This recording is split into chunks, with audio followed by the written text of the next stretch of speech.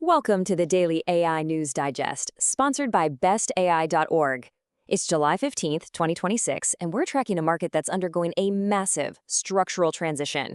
The artificial intelligence ecosystem is clearly moving away from those theoretical model benchmarks we're all so used to, and it's heading straight into the hard realities of physical infrastructure, legal frameworks, and heavy capital deployment. Let's look at today's market realities. On the docket for today's explainer, we'll run through the biggest capital moves today, the product and model realities on the ground, the latest updates in regulatory policy, and then we'll wrap things up with my take as an analyst. Let's dive right into Section 1, the biggest moves today in capital and infrastructure.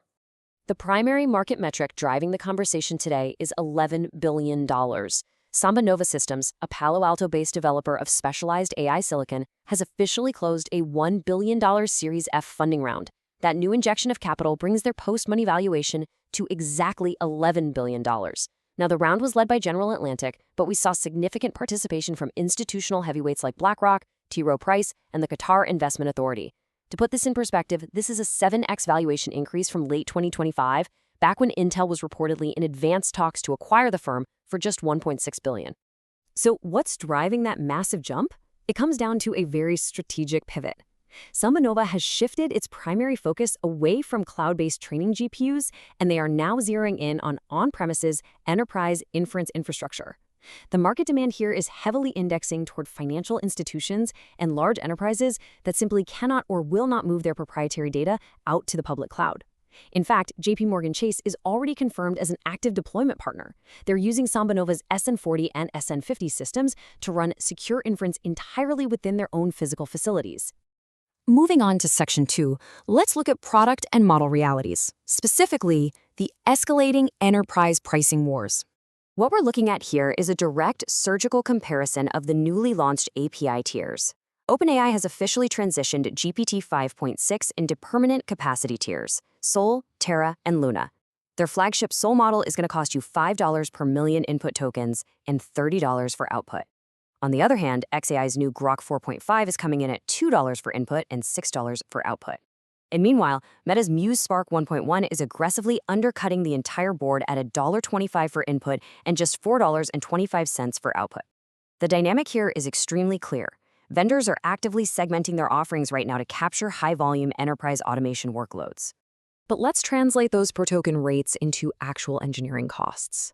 According to benchmark estimates from Artificial Analysis, if you run a typical software engineering task on Grok 4.5, it costs an engineering department $2.49. That exact same task runs $5.07 on OpenAI's older GPT 5.5 and a steep $11.80 on Anthropic's Claude Fable 5. So Grok 4.5 is explicitly undercutting competitors on a strict cost-per-task basis. If you're managing a dev team with rising costs, Grok is presenting a highly aggressive option. However, that cost efficiency from Grok 4.5 comes with a very distinct structural reality attached to it. Following SpaceX's acquisition of the AI coding platform Cursor, they've built a vertically integrated, closed flywheel. SpaceX AI now owns the compute via their Colossus supercluster, they own the 1.5 trillion parameter V9 foundation model, and they own the coding tool that's generating the fine-tuning data. This presents a serious structural lock-in risk for enterprises that choose to standardize on the stack. And it's a direct contrast to OpenAI's traditional general availability distribution model through something like AWS Bedrock. Over at Meta's Superintelligence Labs, we're seeing another definitive market move. They just launched the agentic Muse Spark 1.1. But notably, alongside this closed-weight multimodal model, they've launched the public preview of the Meta Model API. This is a factual transition for Meta into the paid developer ecosystem. They are positioning themselves to compete directly for API revenue against Anthropic and OpenAI, rather than just relying entirely on their open-weight Llama distributions. That brings us to Section 3, Regulation, Policy, and Business Signals. Today, the Future of Life Institute released its 2026 AI Safety Index, and the data shows that major labs are, largely, failing to meet their own stated safety commitments. Anthropic earned the highest grade on the board, but that was just a C+. OpenAI and Google DeepMind received a C. Meta landed at a D+, while xAI, DeepSeek, and Mistral effectively failed the assessment entirely. The index specifically pointed out what it calls a quiet rollback of prior safety promises right across the industry. Now, that data perfectly aligns with findings presented today at the UN Global Dialogue on AI Governance over in Geneva. An independent scientific panel there concluded that model capabilities are simply outpacing regulatory benchmarking. In response to this, UN Secretary General Antonio Guterres has formally called for strict international restrictions. He's pushing for a binding, robust human oversight mandate, meaning final decisions in critical sectors can never be fully automated.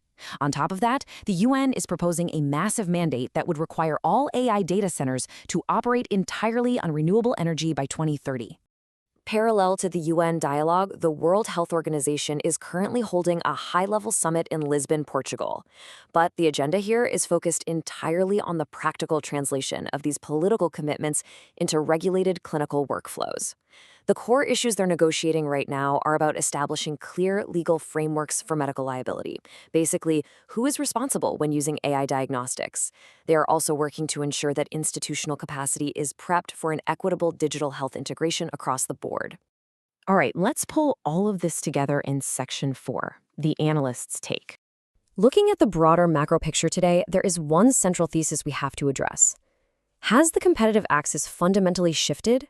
And based on the capital flows and the product deployments we're tracking, the answer is a definitive yes. We have to cut through the marketing noise surrounding theoretical model intelligence. The AI race is no longer primarily about which lab can post the highest benchmark score on a static exam. The race has physically relocated.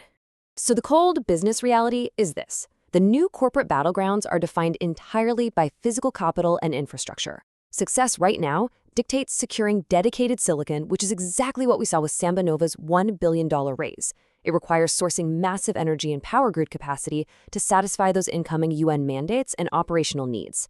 And it demands deploying secure, on-premises privacy infrastructure for enterprise clients like JP Morgan, who absolutely refuse to compromise their data.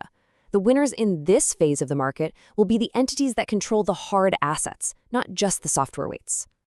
And finally, Section 5, the outro.